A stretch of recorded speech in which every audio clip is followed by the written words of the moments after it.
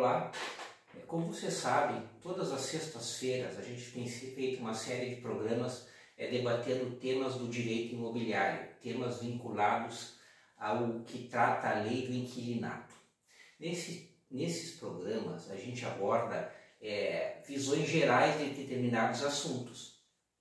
A ideia deste vídeo, como de outros vídeos futuros que a gente irá produzir, é pegar algum tema específico dentro do programa que a gente tratou e tratar mais detalhadamente, pegar, digamos, um tema que foi abordado num contexto mais amplo e tentar pormenorizar esse assunto. No vídeo de hoje, especificamente, eu quero falar sobre a questão da fiança, da garantia da fiança e do bem que esse fiador dá em garantia desse contrato. Especificamente sobre a questão da impenhorabilidade do bem de família.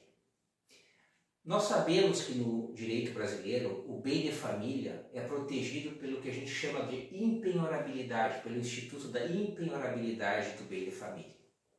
Esta é a regra do direito, ou seja, quando a pessoa possui um bem de família, esse bem, via de regra, ele é impenhorável, ele é protegido pela legislação. Então, digamos que quando a pessoa tem uma dívida e não paga, e por alguma razão o credor tenta executar a dívida e o não pagamento posterior vai gerar a penhora do bem que a pessoa tem para posteriormente ser vendido, se esse bem é de família, a regra é que ele é impenhorável, ele não poderá ser levado a remate, a leilão, melhor dizendo, para poder quitar a dívida.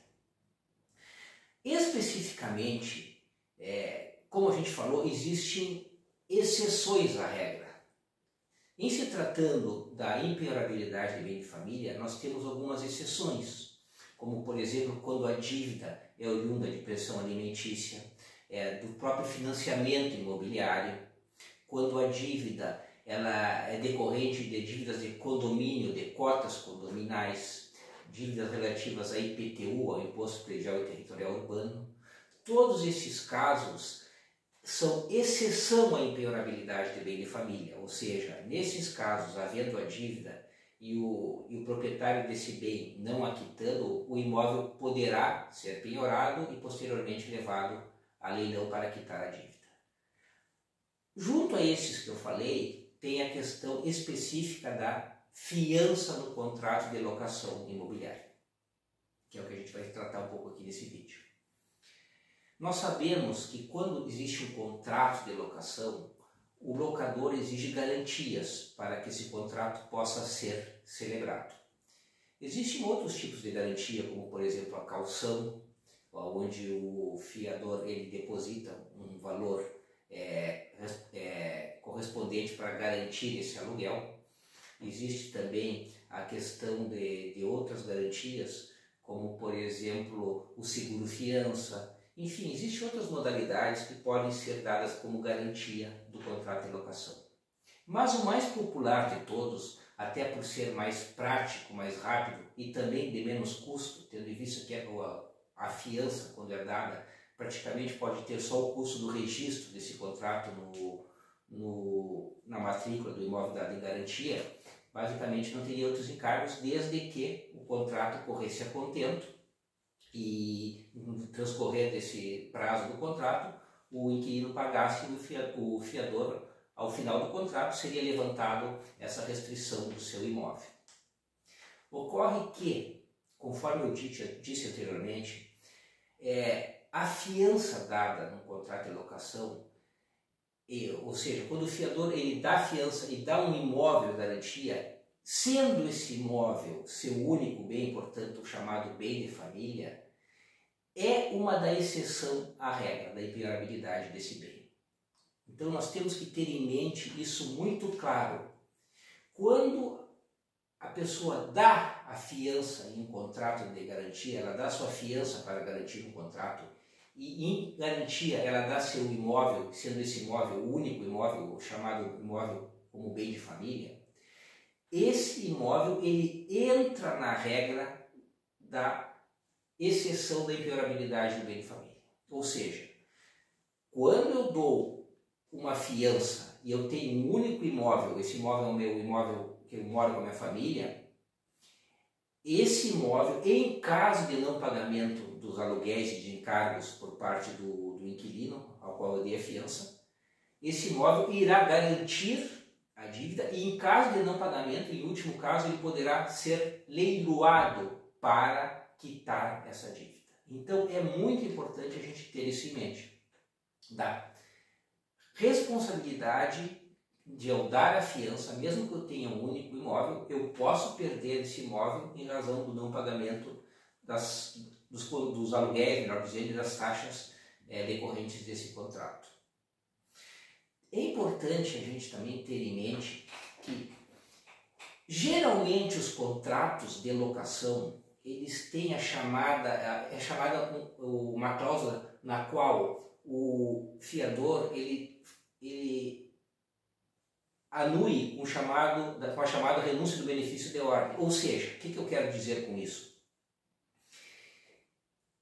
Fazendo isso, ele passa a ser o chamado devedor solidário com o inquilino. Ou seja, o contrato de locação tem como partes o locador, o locatário e como quem garante a locação, o fiador. Havendo essa cláusula dele ser o devedor solidário, tanto o inquilino como o fiador respondem solidariamente pela dívida. O que eu quero dizer com isso? Que, havendo atraso dos aluguéis e encargos, o locador ele pode cobrar esses valores tanto do locatário, do inquilino, quanto do fiador. Ele tem a faculdade, inclusive, de escolher quem ele quer cobrar primeiro. Digamos que haja uma dívida, alguns meses em atraso, o locador ele pode, inclusive, demandar somente o fiador, melhor dizendo, sem, inclusive, cobrar o inquilino. Por alguma razão, ele sabe que o inquilino está falido, não tem bens, ele pode diretamente cobrar do fiador. Também é importante a gente ter em mente que o contrato de locação ele tem um peso executivo, que a gente chama de direito, ele se equivale a um título executivo. O que eu quero dizer com isso? Que esse contrato, em caso de haver atraso de aluguéis e encargos, possibilita ao locador entrar judicialmente visando cobrar esses valores com uma execução, ou seja, ele pode executar diretamente essa dívida.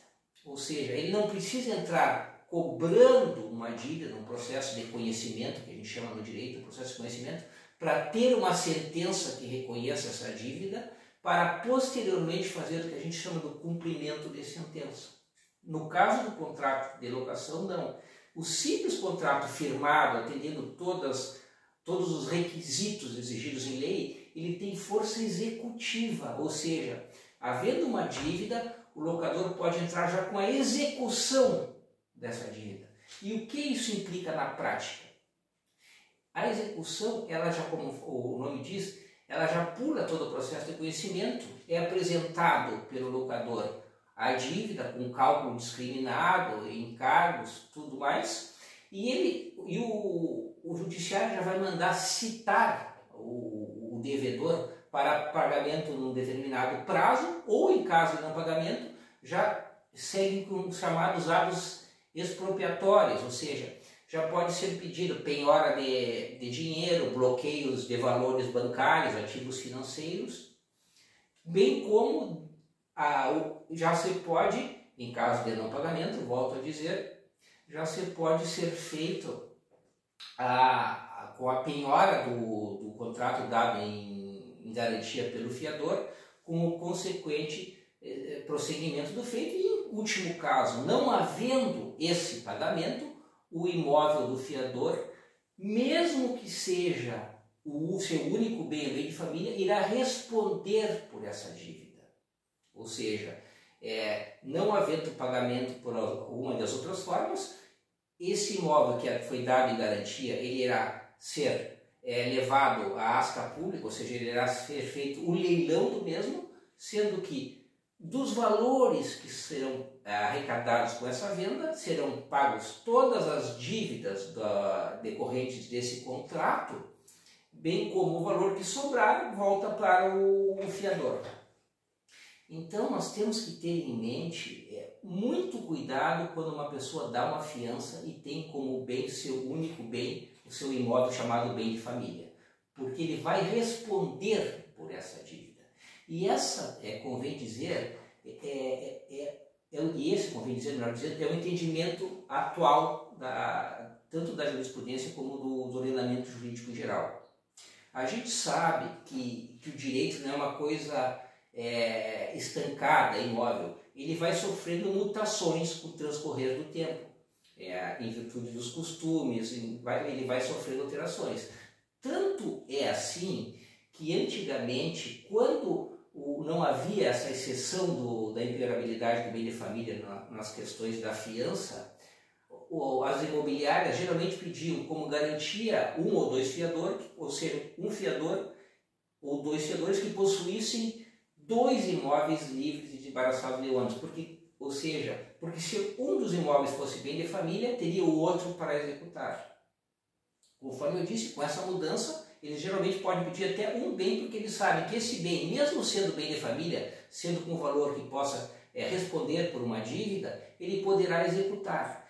E isso aí, no momento, está pacificado o entendimento, inclusive um entendimento mais recente do STF, em 2022, que regulamentou, melhor dizendo, que é válida, no caso, a exceção à imperabilidade do bem de família nos casos de fiança. Ou seja, o STF entende que, mesmo sendo bem de família, em casos de contrato de locação, esse imóvel do fiador irá responder pela dívida.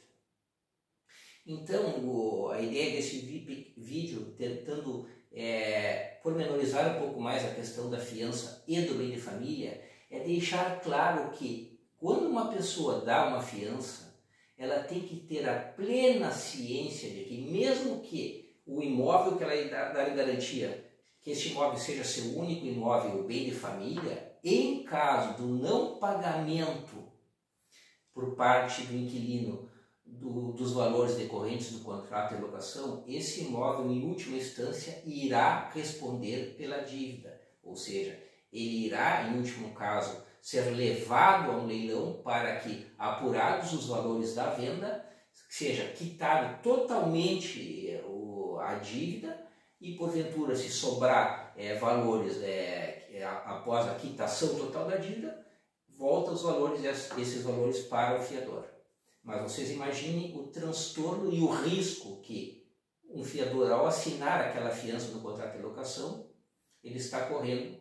Então tem que ter muita certeza ao ser dado um contrato de fiança.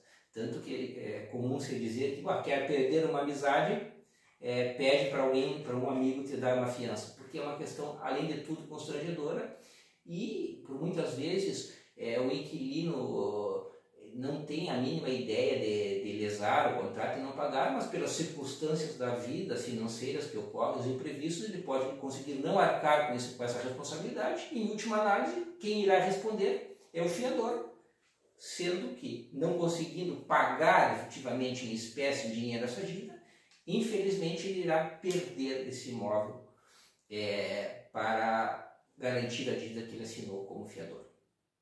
Espero que vocês tenham gostado desse vídeo. A ideia, como eu falei, é a gente ir tratando em vídeos individuais de temas que a gente abordou menos detalhadamente nos programas que a gente vem fazendo às sextas-feiras.